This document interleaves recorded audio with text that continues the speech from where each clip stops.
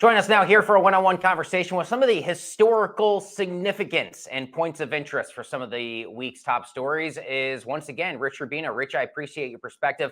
When was the last time that a U.S. president wanted to annex or take over another sovereign land like Donald Trump may want to do with somewhere like Greenland or Canada?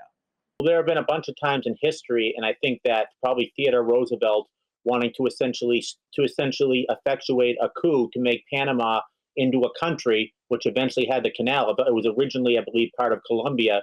But you go back further than that, it was really the Mexican-American War under James K. Polk. Interestingly, James K. Polk is often thought about as maybe the greatest one-term president in terms of what he actually achieved. But what he achieved was that he expanded United States territory out west, and he did it through war. He did it by through the Mexican War. But there are a litany of other examples where the United States with Guam, Hawaii, American Samoa, and there's also been examples of the United States involving coups to dislodge leaders of countries sometimes when we disagree with their policies. And the perfect example of that is actually Iran. In 1953, the United States supported an internal coup of Mohammad Mossadegh, who was democratically elected, because he had nationalized the oil companies and installed the Shah of Iran, which eventually led to real hatred toward the United States and eventually led to the Iranian hostage crisis. So the United States has been very active in terms of sometimes meddling in other countries' affairs for their own interest. Rich, why do you think Donald Trump is so interested in Greenland? And is there anything that history tells us about how easy it may be for him to actually get it? I think it'd be very hard for him to get it. I think that Denmark has basically said that either Greenland has two options. They can either declare their own independence or they can remain part of Denmark. But I can't see any scenario where it's politically advantageous for Denmark to sell Greenland. Greenland, obviously, Greenland allows U.S. troops on Greenland's land, and it's obviously the biggest island in the world, and it would be a great strategic outpost for the United States. Obviously, they could put radar there, but I think that the chances of it actually happening are pretty much a null set.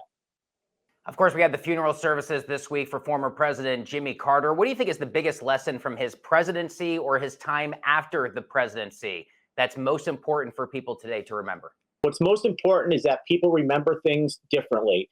And in terms of Jimmy Carter, it's very interesting because a lot of Americans contemporaneously look back and say, Jimmy Carter, he was such a liberal or whatever. When he was actually president, he was not considered a liberal. When he was governor, he was not considered a liberal.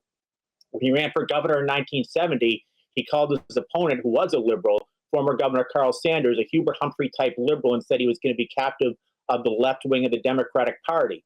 When he appeared to have the Democratic presidential nomination, there were other candidates, like mainly Frank Church from Idaho and Jerry Brown, the incumbent governor of California, who came in to stop him because a lot of the Democratic establishment thought he was too moderate.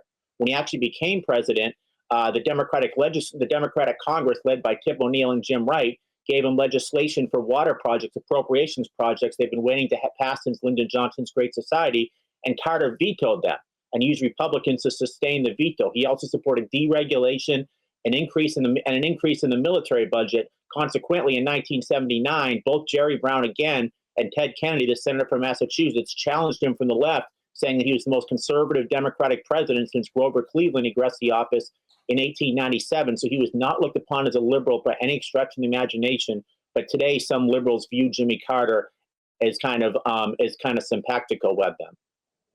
It's excellent context, and I'm grateful for your time. Rich Rubino, thanks a lot. My pleasure. Thank you so much for having me on again.